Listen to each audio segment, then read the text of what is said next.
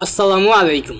আমাদের এই প্রশ্নটা হলো একটি সমান্তরাল পাত ধারকের প্রতিটি পাতের ক্ষেত্রফল দিয়ে দিছে, পাতদ্বয়ের মধ্যবর্তী দূরত্ব দিয়ে দিছে, এটি বায়ু দ্বারা পূর্ণ, পাতদ্বয়ের বিভব পার্থক্য দিয়ে দিছে, ইপসাইলন নটের মান দিয়ে দিছে, শূন্য স্থানে ভেদনযোগ্যতা।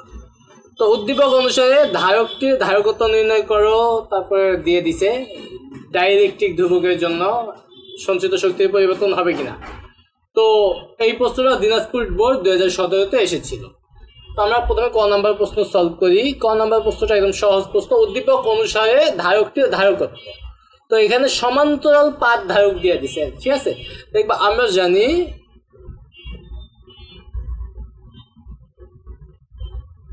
সমান্তরাল পাত ধারকের ধারকত্ব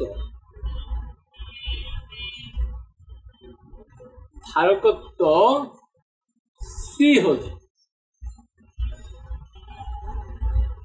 C equal to epsilon naught A divided by D, ঠিক আছে। আমরা তো সবগুলোর মান, ইপসিলন নটের মান এমনি মুখস্থ, তাও দেওয়া আছে। এর মান দিয়ে দিছে ক্ষেত্রফল, ডি এর মান দিয়ে দিছে এই যে পাতদ্বয়ের দূরত্বটাই কি ডি 2 সেন্টিমিটার দিয়ে দিছে। এটাকে অবশ্যই মিটারে নিয়ে নিতে হবে, 100 দিয়ে ভাগ করবো। মনে করবো দেওয়া আছে, এগুলো আগে সবগুলো লিখবা, তারপরে দেখবা আমরা জানি সমান্তরাল পাতদ্বয়ের ধারকত্ব।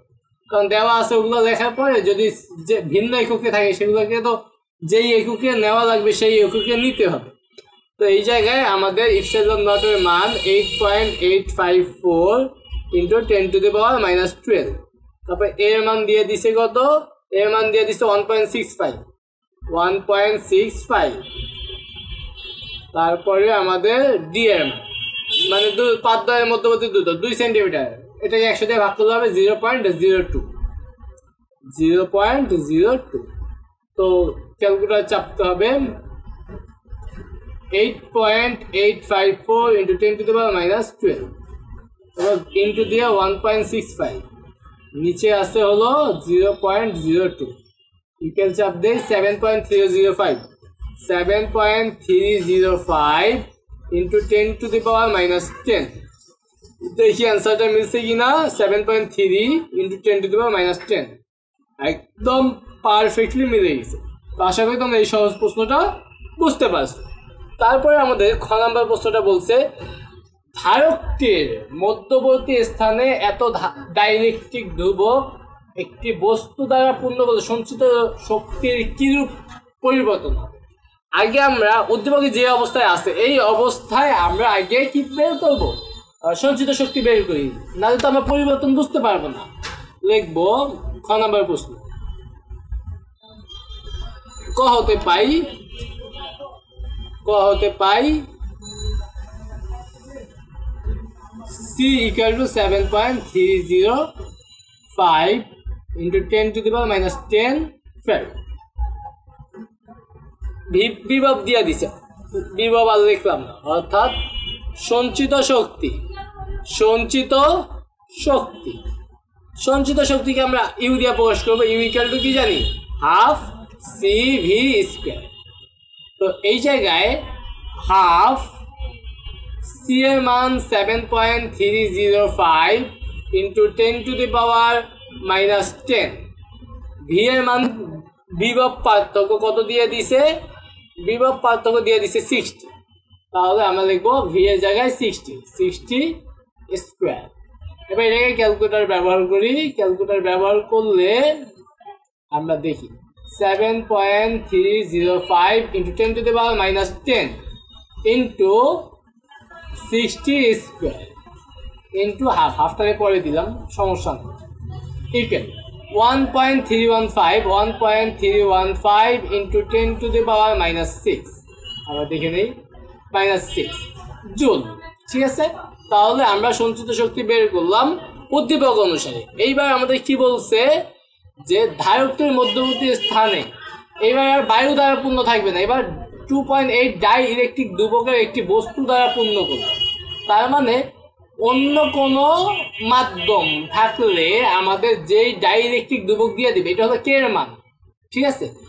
লিখবো এখানে বা 2.8, তাই না? 2.8 দেখবো দ্বিতীয় অবস্থায়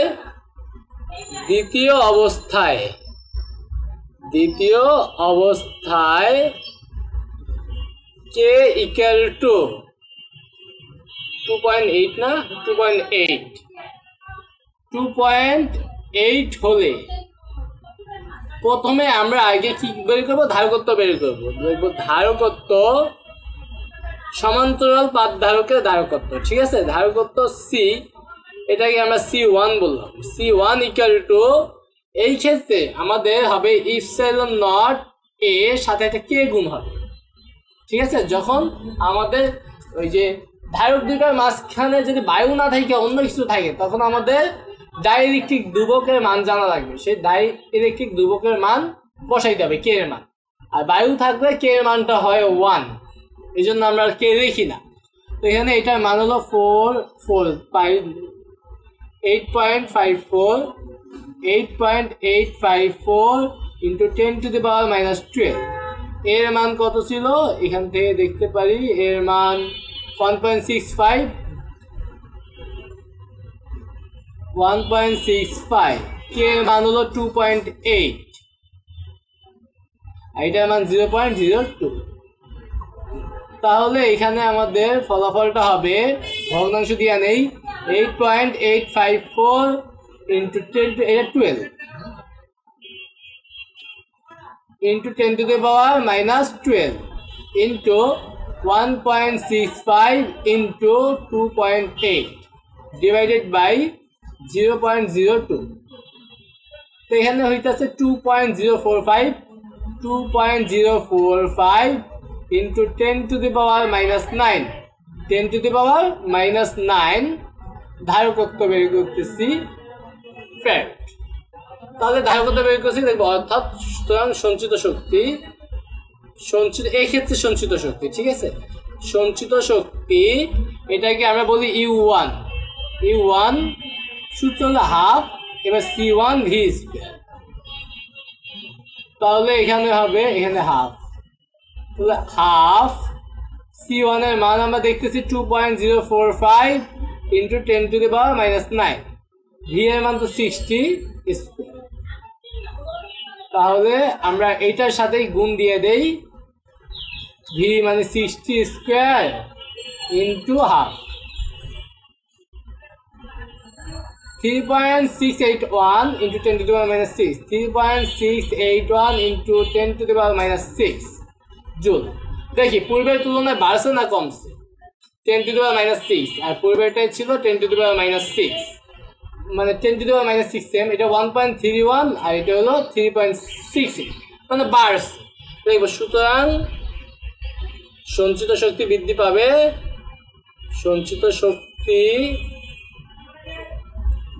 পাবে, বৃদ্ধি পাবে কত গুণ? বৃদ্ধি পাবে আমাদের যেটা বৃদ্ধি কি, তো যেটা বেশি সেটা ডিভাইডেড বাই কম, এত গুণ।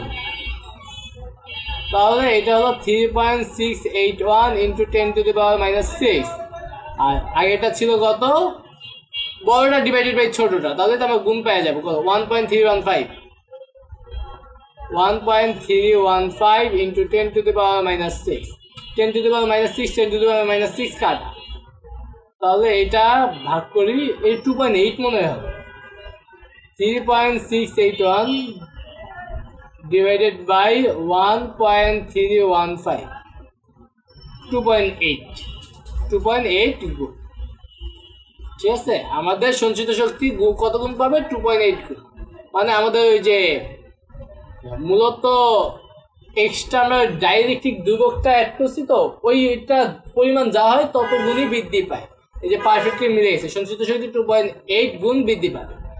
তো আশা করি তোমরা এই প্রশ্নের সমাধানটাও বুঝতে পারছো।